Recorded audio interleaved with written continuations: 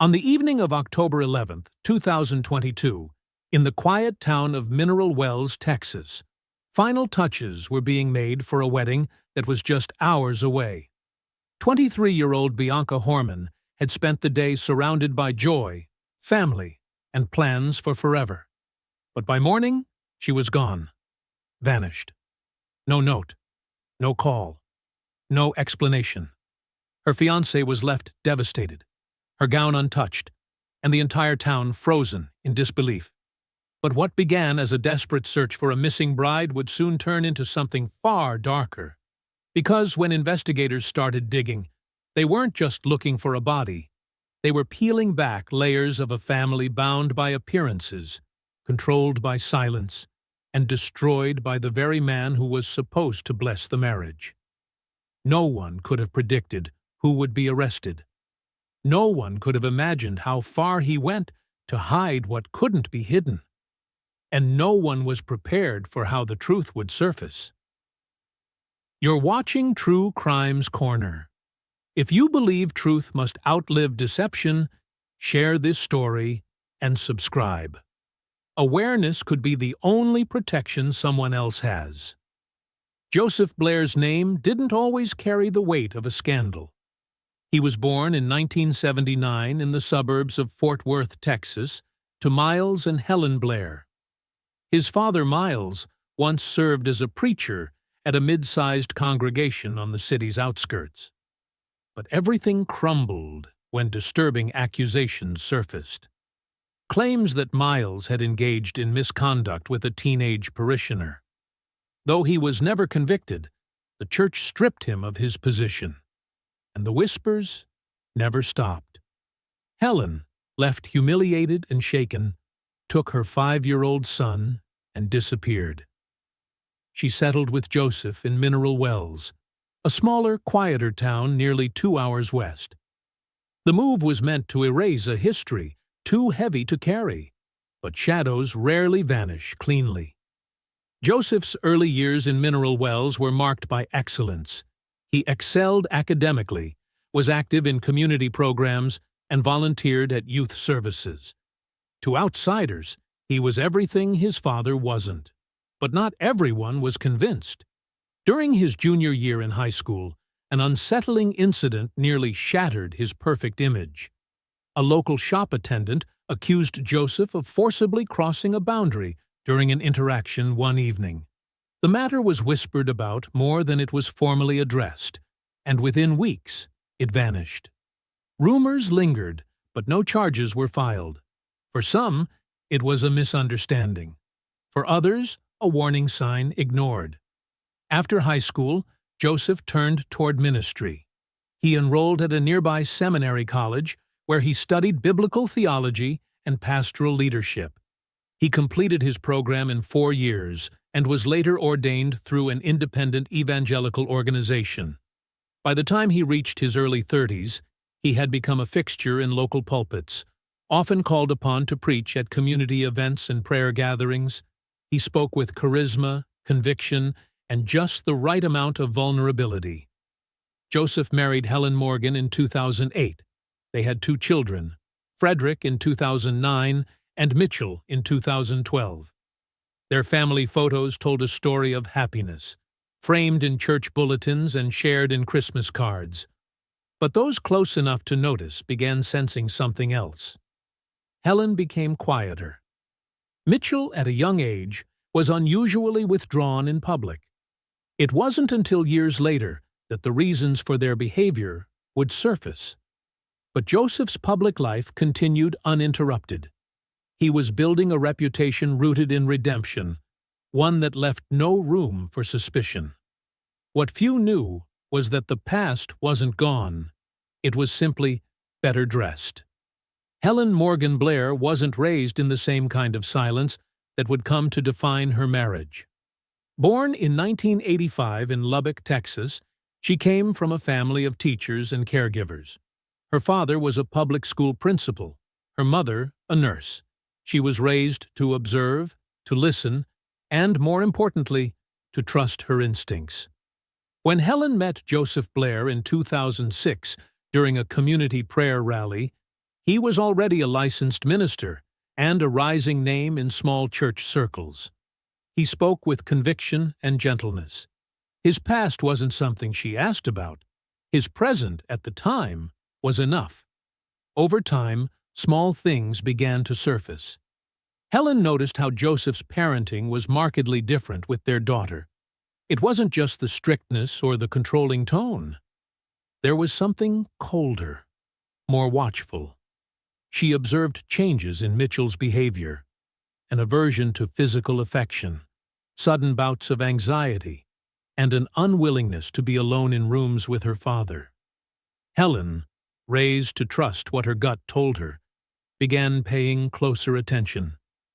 One night, she walked into the living room and saw Joseph sitting too close to Mitchell, whispering something she couldn't hear.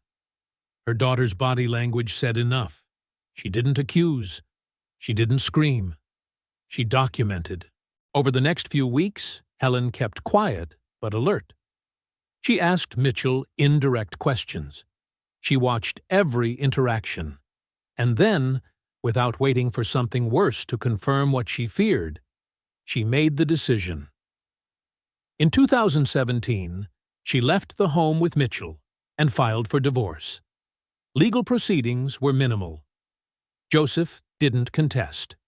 Whether out of guilt or indifference, he allowed Helen to take their daughter, while Frederick, who had a close bond with his father and no indication of concern, stayed behind.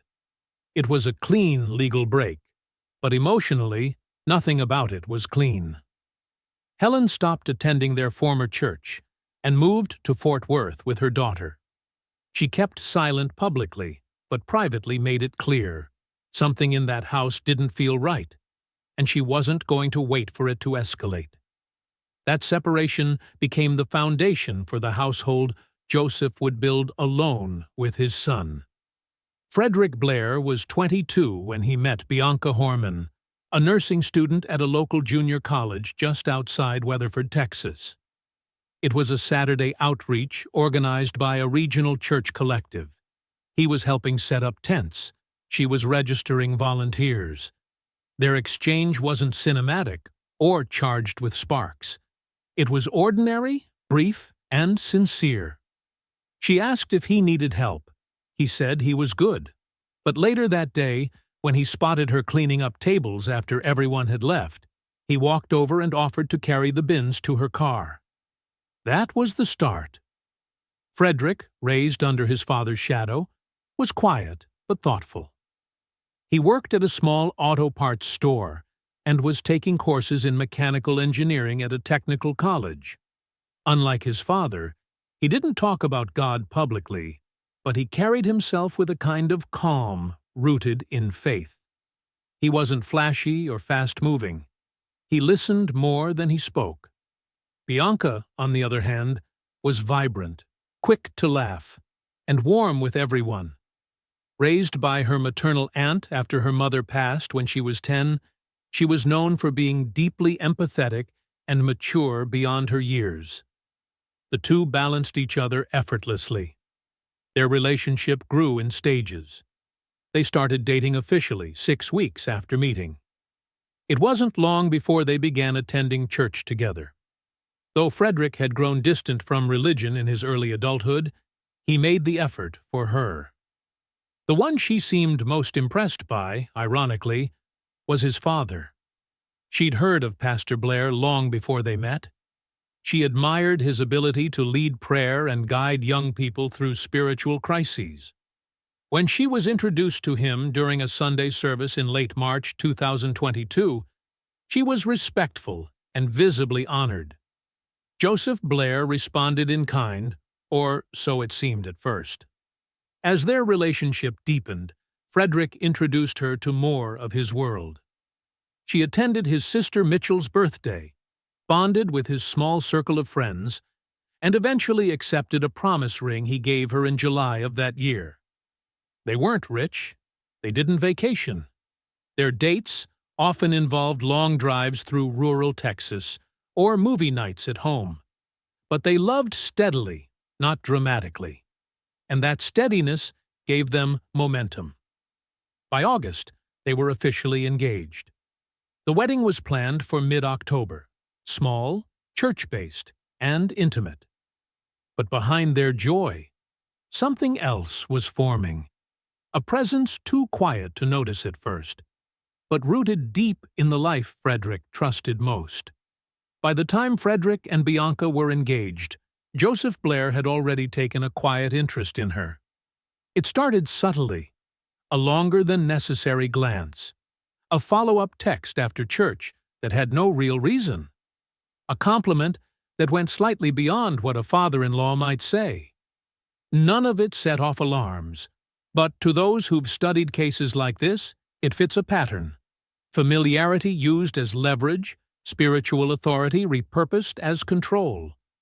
Bianca, always respectful, never suspected anything at first. Joseph was her fiancé's father and a prominent pastor. He had prayed with her. He had spoken at community gatherings where she volunteered. He offered guidance when she mentioned stress about wedding planning. In any other context, it would have seemed normal. But according to later statements she made to a close friend, that guidance began to feel like something else. He would message her with questions unrelated to church or wedding logistics, comments about her appearance, her maturity, her aura. He once dropped by her workplace under the pretense of checking on a church member who'd recently been hospitalized. He asked to speak with her in private, then lingered in the break room far too long. She never told Frederick. At that point, she didn't know what to make of it. Joseph wasn't reckless. He was deliberate. There were no public confrontations, no overt gestures that could be easily reported. But the pressure built slowly. Bianca would later confide in a friend that Joseph once told her she reminded him of a woman he should have married instead. The remark was brushed off as awkward, but the accumulation of moments like this made her increasingly uncomfortable. Despite her unease, she kept attending church events where Joseph preached. Frederick noticed her mood shifts, but never made the connection. From all appearances, his fiancé and his father got along. But behind the scenes, Bianca had begun limiting her responses to Joseph's texts. She avoided being alone with him. She made sure any communication passed through Frederick when possible. Still, she remained silent, possibly afraid of causing a rift or not being believed. By late September, just weeks before the wedding, Joseph's behavior became bolder. He offered to cover extra expenses for the wedding, insisted on driving her home from a rehearsal meeting when Frederick had to leave early, and started asking personal questions during brief, one-on-one encounters. Bianca declined the offers politely. She avoided confrontations. She chose distance. But it wasn't enough. The final opportunity was approaching. And he knew it. October 11th, 2022, was meant to be routine. The rehearsal dinner had gone as planned, and close friends of Frederick and Bianca were gathering for a casual pre-wedding hangout later that evening. Around 6:30 p.m., Frederick dropped Bianca off at his father's residence, a familiar place she'd visited multiple times before. The arrangement was simple. He needed to pick up decorations and some final items from the church. She would wait at the house before they joined friends. It was supposed to be temporary. Surveillance footage from a neighbor's home confirmed Frederick's car, pulling away at 6:47 p.m. Alone in the house, Bianca responded to a few messages from her bridesmaids. At 7:05 p.m., a text was sent from her phone to Frederick. "All good. See you in a bit." That was the last message she ever sent. According to later forensic testimony and crime scene analysis, Joseph had already been home. The living room appeared undisturbed, but the door to his home study was locked when investigators arrived the next morning. What happened behind it unraveled through evidence and blood trace patterns. Joseph had reportedly told Bianca he had childhood photos of Frederick he wanted to show her. sentimental images for her to include in a slideshow for the reception. The study door closed behind them. What followed was a violent assault. Investigators later confirmed signs of struggle. Overturned furniture, blood smeared along the edge of the desk, and shards of a broken flower vase scattered across the floor. Bianca had fought back. Her fingernails carried skin tissue, later matched to Joseph. She had defensive wounds on both arms. Forensic analysis suggested she was struck in the head with the base of the vase, fracturing her skull on impact. The wound was fatal. She was pronounced dead on scene the following morning after her body was discovered in a wooded area several miles away. There was no 911 call, no alert. Instead, Joseph wrapped her body in a plastic tarp from his garage, dragged it to his vehicle, and drove through back roads toward a tree-covered clearing off State Route 281. There, he left her partially buried beneath loose brush and broken tree limbs. Wildlife disturbance helped expose the location by the next morning. By 10:20 p.m., Joseph was back home. He greeted Frederick as though nothing had happened. When Frederick asked where Bianca had gone, Joseph claimed she'd gotten a call from a friend and decided to head directly to the group hangout. He suggested Frederick meet them there. That night, Frederick drove in circles trying to reach her. The next morning, with no word from Bianca and no appearance at the church, a missing person report was filed. Friends, family, and eventually law enforcement began a frantic search. The scene at Joseph's home, once considered a trusted space, became the focus of everything. The first hours of the investigation focused on last known contacts. Friends were interviewed, locations retraced, and phone records pulled. Joseph's home was the last verified location where Bianca had been seen. Officers conducted an initial welfare check at the residence just after noon. Joseph answered the door, calm and cooperative. He stated that Bianca had left the house the previous evening with a friend whose name he couldn't recall. According to him, she had said she'd meet Frederick later. But when pressed further, his timeline was vague. He couldn't identify the friend, didn't know the car she supposedly left in, and said he hadn't seen her since maybe 7 or 8 p.m. Detectives noted his demeanor as flat. They requested to see home security footage. Joseph said the system hadn't been functioning due to a power issue the previous weekend. It was their first red flag. Around 3 p.m., Bianca's cell signal was tracked to a wooded area off a rural turnoff just past the county line, about 11 miles from Joseph's home. The phone had gone offline before midnight, but the final ping was clear. Search units were dispatched to the area. At 4:42 p.m., officers found the body. Bianca's remains were discovered just off the path, partially covered with brush. Her clothing was torn, and the scene showed signs of a hasty disposal. A cracked piece of decorative ceramic was located nearby, matching a set later found inside Joseph's home. Crime scene investigators secured the location and marked it as a homicide. That evening, police returned to Joseph's residence, this time with a warrant. The study door, previously locked, was forced open. Inside, blood traces were immediately visible on the underside of the desk, on the carpet, and smeared faintly along the doorframe. Forensics would later match the blood to Bianca. Shards of broken vase glass were recovered from a trash bin in the garage. Joseph's car, a silver sedan, had fresh drag marks on the rear floorboard lining and minor scuff marks on the bumper, consistent with loading a heavy object. Joseph was brought in for questioning at 8:11 p.m.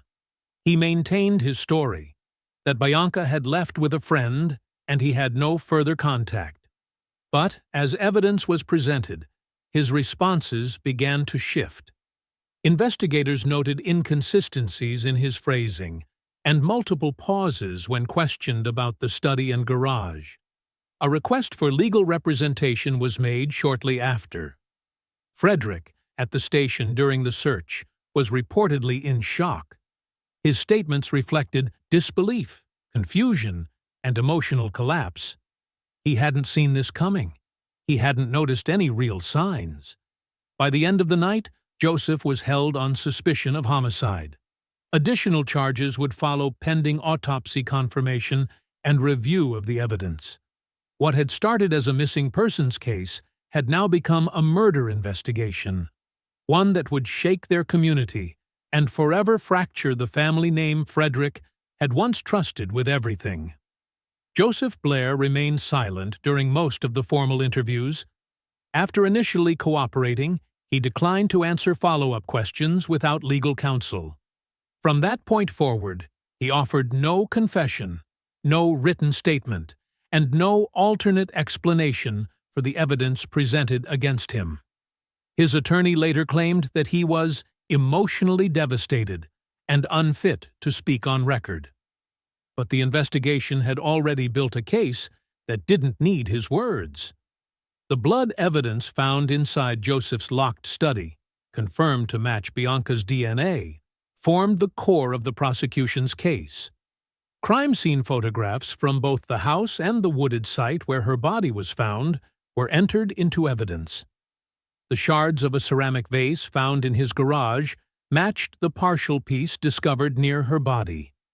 Drag marks inside his car and residual blood traces further corroborated the sequence of events investigators had reconstructed. Phone records showed no call or text from Bianca to anyone else after 7:05 p.m. GPS metadata from his car's onboard system provided an exact stop along that location. The forensic timeline held. In the absence of a confession, prosecutors leaned into physical evidence, digital records, and motive. Witness testimony from Bianca's close friend, who she had confided in about the repeated advances made by Joseph, was introduced to establish a pattern of predatory behavior. That friend testified that Bianca had voiced fears of creating a rift between Frederick and his father, which was why she hadn't come forward sooner. Further weight was added when medical examiners confirmed blunt force trauma to Bianca's skull consistent with the shape and material of the missing vase. The cause of death was ruled as cranial hemorrhage due to blunt object impact. During the trial, courtrooms were filled during opening arguments, and members of the local faith community expressed shock, anger, and disbelief. Frederick did not speak publicly, but was present for much of the proceedings. He sat with his mother and sister, both of whom were visibly distraught throughout. Joseph's defense argued that no direct eyewitness tied him to the crime and claimed that the evidence was circumstantial. But the sequence of facts was too clear, too connected.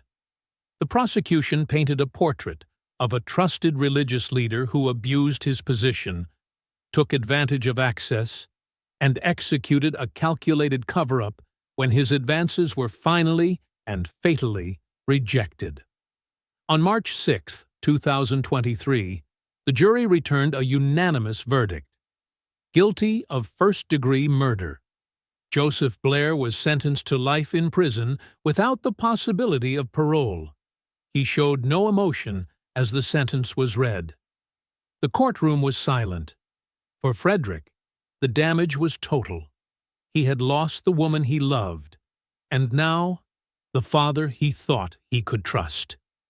He walked out of the courthouse that day without saying a word to anyone.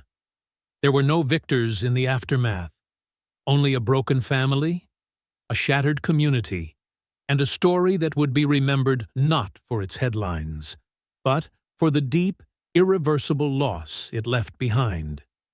Mitchell, Frederick's younger sister, remained with their mother, Helen. The two were rarely seen in public after the sentencing. A few former church members organized a private fundraiser in Bianca's memory, establishing a scholarship fund in her name for local high school girls pursuing community leadership programs. It was one of the few public gestures that didn't stir outrage. Bianca's funeral was held just 3 days after what was supposed to be her wedding. Her bridal gown, still hanging in its garment bag, remained unopened. Her family buried her with a framed photo of her and Frederick, taken during their engagement shoot. A life planned, then erased. The case left a permanent mark, not just for its violence, but for its betrayal. A father, a pastor, a man entrusted with the care of others. In the end, trust was the first thing broken, and the most difficult to restore. If stories like this move you, share them. Awareness brings accountability. Don't let silence shelter darkness. Subscribe to True Crimes Corner and join us as we continue to uncover the truths others hoped would stay buried.